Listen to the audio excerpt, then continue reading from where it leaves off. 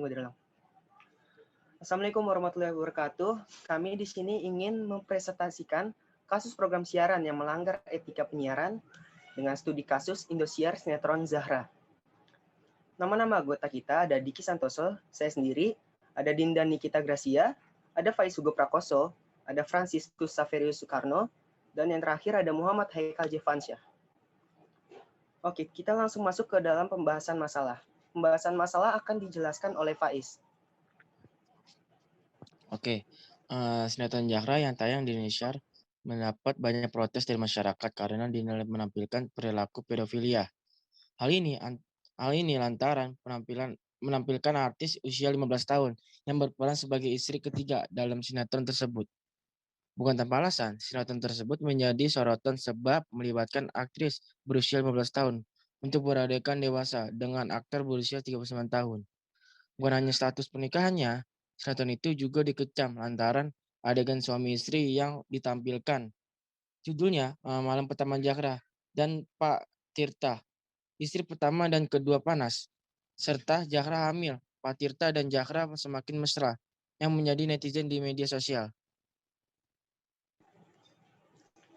Untuk tanggapan KPI-nya akan dibacakan oleh Soekarno.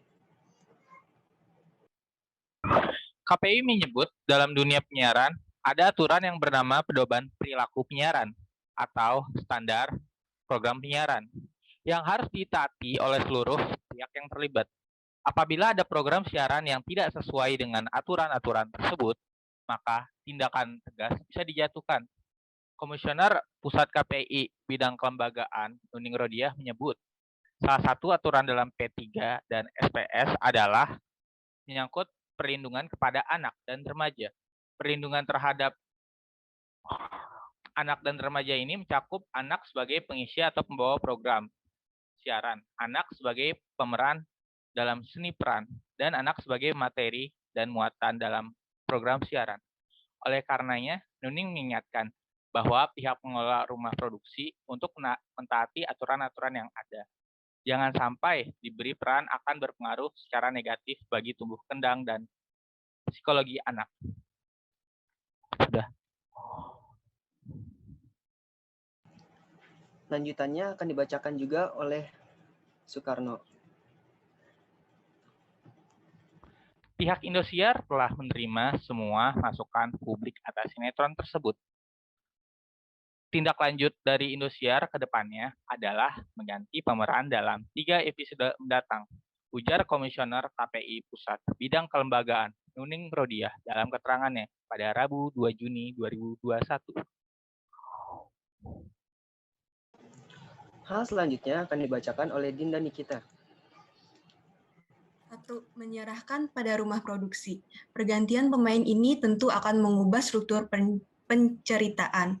Namun pihak KPI merasa hal tersebut bisa diakali oleh stasiun televisi dan pihak rumah produksi. Yang kedua, komit pada isu perlindungan anak.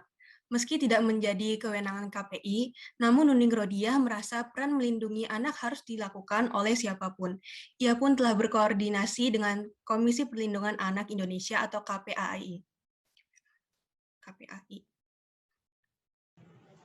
Analisis kasus akan dibacakan oleh Faiz Hugo Prakoso.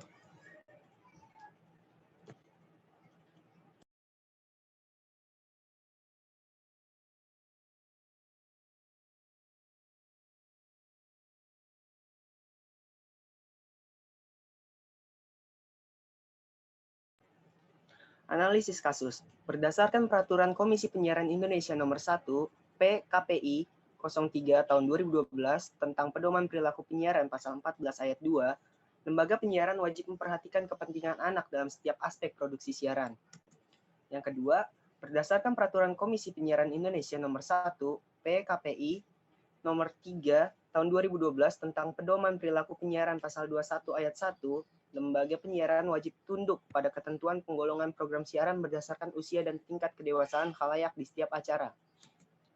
Yang ketiga ada berdasarkan Peraturan Komisi Penyiaran Indonesia Nomor 2, Peraturan KPI Nomor 3 tahun 2012 tentang standar program siaran Pasal 15 Ayat 1, program siaran wajib memperhatikan dan melindungi kepentingan anak-anak dan atau remaja.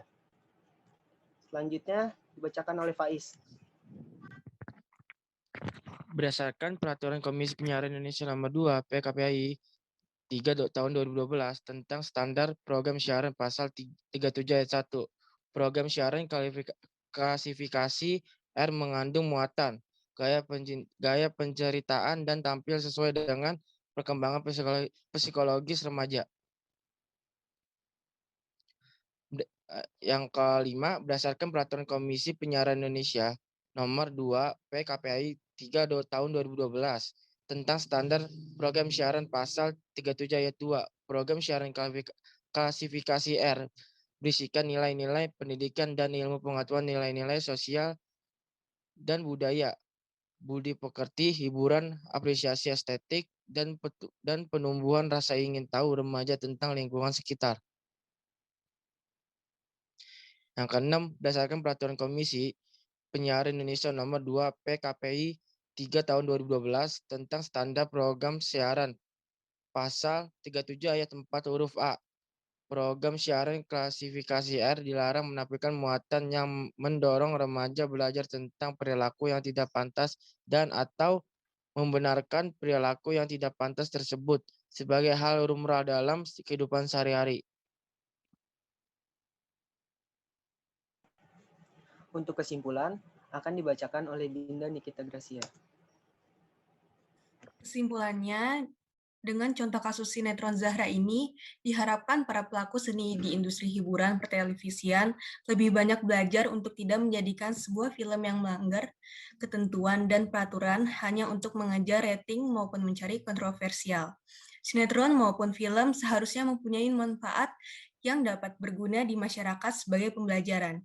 Dalam hal atau permasalahan seperti ini, masyarakat membutuhkan peran penting dari Komisi Penyiaran Indonesia yang mempunyai wewenang dan kebijakan sebagai filter tayangan seluruh stasiun TV se-Indonesia, dapat memberikan ketegasan kepada pelanggaran yang bersifat seperti ini.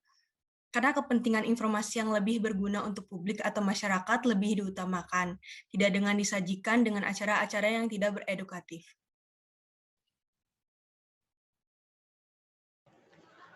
Sekian dari kelompok kami. Jika ada kesalahan maupun salah-salah kata, tolong dimaafkan. Terima kasih dan wassalamualaikum warahmatullahi wabarakatuh. Waalaikumsalam warahmatullahi wabarakatuh. Waalaikumsalam warahmatullahi wabarakatuh.